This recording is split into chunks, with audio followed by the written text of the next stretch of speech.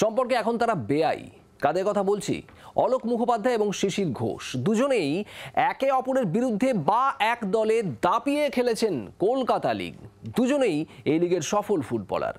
অলোক গোল বাঁচানোর কাজ করতেন আর শিশির করতেন গোল।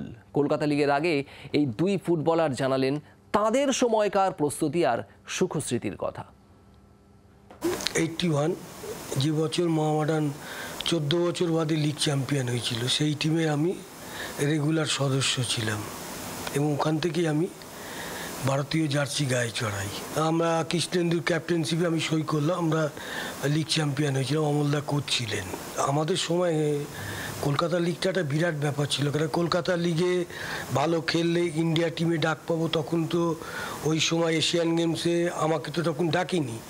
আমি তো মোহামেডানে সই করার পর, মোহনবাগান মোহামেডান ম্যাচের পর আমি ডাক পেলাম।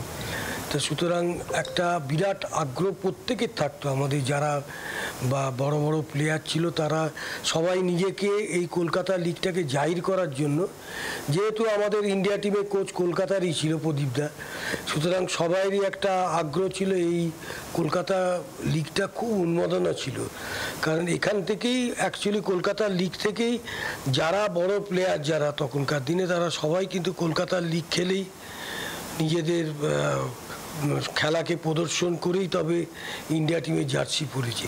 81-এ ধরো আমাদের Galaxy of star player in Mohammedan sporting, কারণ গোলে ভাস্কর, চিন্ময়দা, আমি, মইদুলদা, প্রসূন ব্যানার্জি, প্রশান্ত ব্যানার্জি, বিদেশ বোস, মানস ভট্টাচার্য, সাবির আলী, আকবর, এই টিমে আমি লেফট ব্যাক ছিলাম।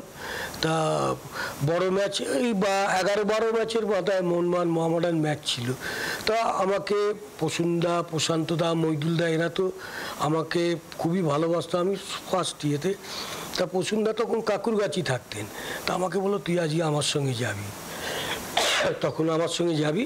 তা উনি আর শিয়ালদা নাবি বলো কালকে যদি সুরজিৎকে আটকাতে পারো তাহলে ভারতবর্ষের জার্সি তোমার গায়ে চড়বে, কারণ সবাই খেলা দেখতে আসছে ইডেনে। এবং ম্যাচটা ইডেনে হয়েছিল আমরা, এবং সেদিন আমি খুবই ভালো খেলেছিলাম এবং কাগজের ইয়ের পরে পরবর্তীকালে আমাকে ডেকে আমি বোম্বেতে ট্রায়ালে যাই। তারপরে আমাকে ওখান থেকে দুবাই ইন্ডিয়া টিমে চান্স পাই, তারপরে আমাকে পেছন ফিরে তাকাতে হয়নি।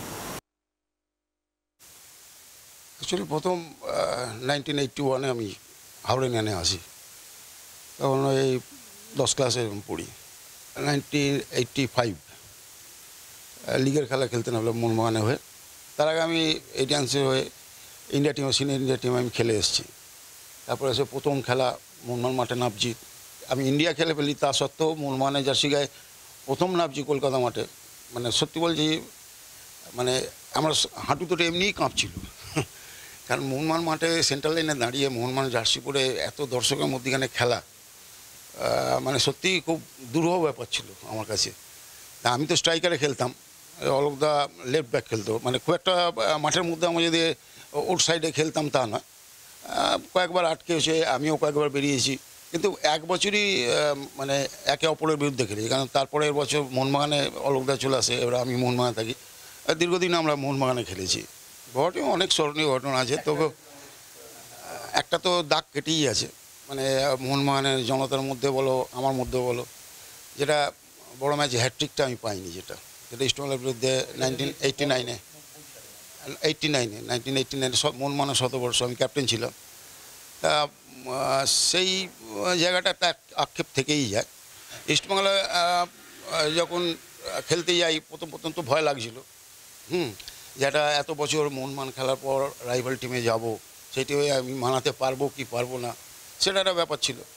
সেই জায়গায় যখন ইস্টবেঙ্গল টেন্টে যাই, তখন প্রথম দিন আমি ভুল করে আমি মোহনবাগানের দিকে চলে গেছিলাম। বটগাছ আছে যেন, মানে ইস্টবেঙ্গলের রাস্তা না গিয়ে মোহনবাগানের রাস্তায় চলে গেছিলাম। আবার মাঠের পেরিয়ে আমরা তারপর কাস্টমস মাঠ দিয়ে এসে আবার ইস্টবেঙ্গল টেন্টে এলাম। তা প্রথম দিন মানে সবাই অফিসিয়ালরা যারা ছিল, পল্টুদা এরা ছিল, হ্যাঁ, ওরা মানে ভালোই আমায় আপ্যায়ন করেছিল। এবং আমি প্রথমটা একটু ঘাবড়ে গেছিলাম। প্রথম বছর তো আমরা লিগ পেলাম, 93 থেকে আমরা লিগ পেলাম ইস্টবেঙ্গলে প্রথম বছরই। তা সেই জায়গাটা তো খুবই আনন্দ হয়েছিল।